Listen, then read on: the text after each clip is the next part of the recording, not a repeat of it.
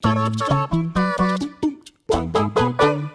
creation of a video game is a pretty good metaphor for life. Everyone is trying their best to do a good job in the face of a ticking clock moving far too quickly. Nobody knows what they're really doing, and at the very end, they have to hope that what they've achieved will end up being meaningful so they can look back and not worry about all the time they wasted.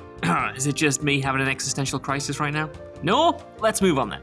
Even if there was a perfect plan conceived for the production of a video game with so many voices pitching in their ideas, technological limitations, and the presence of a financial marker that needs to be hit, ideas chop and change on the daily, resulting in huge creative curveballs that keep coming right up until launch day. Sometimes this malleability can be a good thing, but other times promising games change so much in the final stretch that it massively damages the final product. I'm Josh from WhatCulture.com, and these are 9 video games ruined by ridiculously last-minute changes. Number 9, a solo release, Resident Evil 3. Exactly how the development process on a game went is often difficult to pin down, with the full picture being a mixture of official statements, anonymous comments, and plain old rumours, which is why Resident Evil 3 comes so far down this list. That's because the rumours surrounding the launch of this second remake in 2 years from Capcom suggests that the plan was never to release Resident Evil 3 as a standalone experience. We know it was in development at the same time as Resi 2,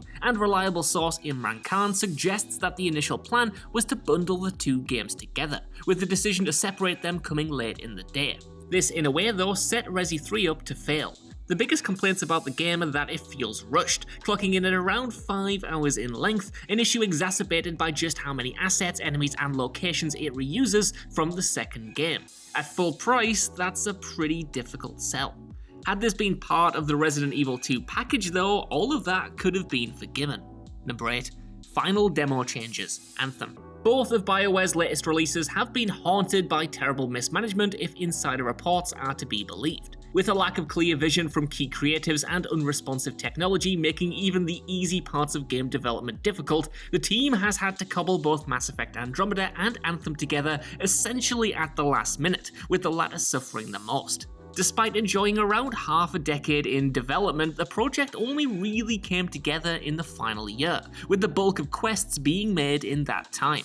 Even worse, and as tough as it might be to believe considering it's one of the only good things about Anthem, the flight system was something BioWare was umming and ahhing about for years. According to Kotaku, the story goes that after failing to get it working, the team started building the shooter without flight in mind. However, when a demo sent to EA Brass was negatively received, they threw flying back in for the next demo and finally got a good response. And it's not that the system itself made the game worse, it's rather the knock-on effects that it caused. Due to its implementation, the team had to rebuild the geometry of the world to fit the new ability, as well as commit to a feature they still weren't sure they actually liked. All of this going into the final stages of development.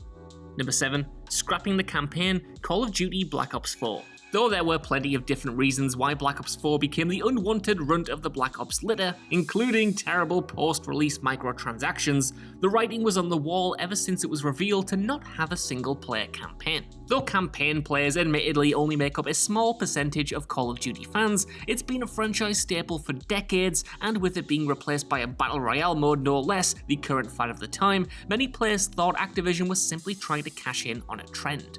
And actually, that's not entirely inaccurate. According to QA testers, a campaign was in development and the original plan long before Battle Royale was even an idea.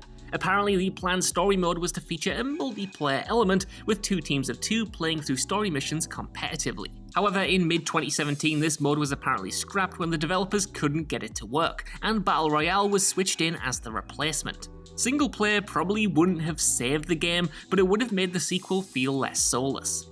Number 6. A cross-gen release, Battlefield 4. Battlefield 4 is an amazing multiplayer shooter. With a sense of scale unlike even follow-up entries in the franchise, a bunch of well-designed maps, loads of guns, and an underrated single-player campaign, it was the perfect launch title to usher in the PS4 and Xbox One. Well, when it worked anyway, which, wasn't that often, admittedly. While everything in Battlefield 4 was well executed, it was all for naught because the sequel was virtually unplayable when it first launched. Hell, it remained that way for months after. With rampant server issues, bugs, hard crashes, and save corruption plaguing players, the whole thing became a total disaster.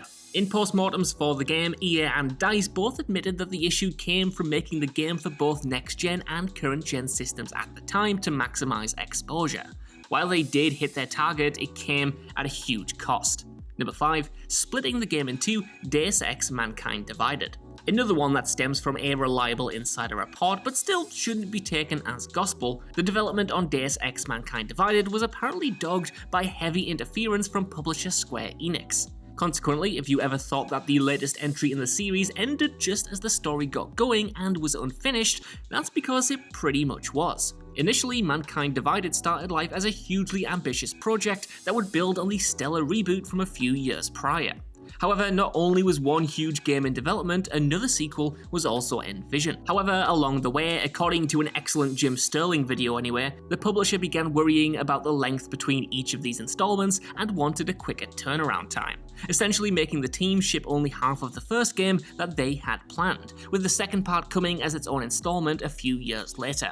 What that resulted in was a sequel with clear corners cut, which translated to disappointing sales and a second part that's almost definitely never materializing. Number 4, including then ripping out loot boxes, Star Wars Battlefront 2. Initially, Star Wars Battlefront 2 made all the right moves. Though the first try at EA's reboot series wasn't terrible, it was certainly disappointing, and the marketing campaign for the sequel made it clear that the publisher had heard the criticisms loud and clear. This time around, there'd be a single-player campaign, more depth to the classes, more variety in the weapons, original, prequel, and sequel trilogy content, and all the DLC would be added free of charge. It looked like they had every box ticked until a bombshell dropped in the weeks leading up to launch. During that final push, it was revealed that Star Wars Battlefront 2 was a microtransaction-riddled mess. The free DLC had come at the price of loot boxes, pay-to-win features, and a grind that was quite frankly insulting. Now, while there's no proof that these systems came late in the day, we do know from reports on other games like Call of Duty that they're usually only finalized close to launch. Even without that though, the decision to then rip them out and figure out a new progression system in the months after launch did a lot of short-term damage as well, leaving players with a game that was clearly a work in progress. A delay could have improved everything, but they didn't back down. The team thankfully turned it around in the long term, but it was a long hill to climb. Number 3, sacking the director, Metal Gear Solid 5: The Phantom Pain.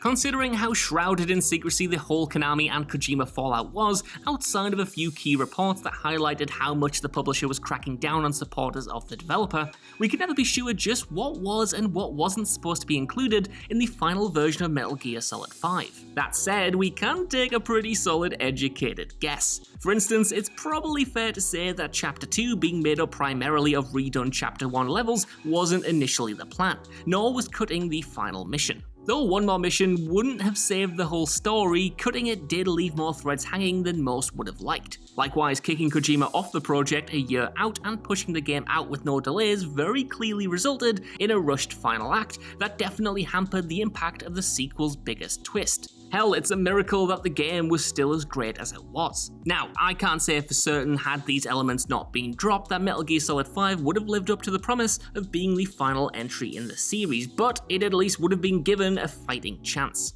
Number 2, dropping the asymmetrical horror, Dead Space 3. Believe it or not, but the original idea for Dead Space 3 was awesome. While co-op in general has been seen as poison to the idea of a genuine survival horror experience, primarily thanks to Resident Evil 5, Visceral had a great idea of how to make playing with a friend scary still. Their plan, as per Eurogamer, was to essentially rob each player of the comfort blanket that comes with having another human being helping you fight alien beasties. Without informing the player beforehand, originally the idea was to give each member of the party a slightly different experience in the form of hallucinations that would affect one of them but not the other. For instance, player 1 might turn a corner to see a grisly bloodbath, while player 2 would see a plain old hallway. While the changes might not have been hugely different, it would have made for a far scarier game overall. Sadly, EA didn't really get the concept and pivoted instead to a straight action focus. Throw in some of the first ever microtransactions, and Dead Space squandered its initial promise and lost its identity along the way. Number 1. Rebooting the story, Destiny. Destiny is one of the biggest new franchises of the decade, but it should have been even bigger. The first new IP from Halo creators Bungie after splitting with Microsoft, the team hoped to create the next big sci-fi shooter. However, one thing they could never quite nail down was the story. With writers coming in and out and assets being built to accommodate where the narrative was heading, the hope was to deliver another rich FPS with characters as iconic as Master Chief and Cortana. However, dissatisfied with the end product after 2 years, management on the game decided to start from scratch and rejig it entirely after seeing a 2-hour supercut of the cinematics. The problem was, this was under 12 months before the game came out. As you can guess, the next year was spent trying to cobble together a story from the assets already created in the time they had left. Put simply, it did not work, and the lack of a satisfying narrative was one of the biggest criticisms the game received at launch. So that's our list. Want to know what you guys think down in the comments below. What do you think of these last minute decisions, and are there any last minute curveballs that I missed off this list? Either way, while you're down there, could you give us a like, share, subscribe, and head over to WhatCulture.com for more lists and news like this every single day. Even if you don't know, I've been Josh, thank you for watching, and I'll see you soon.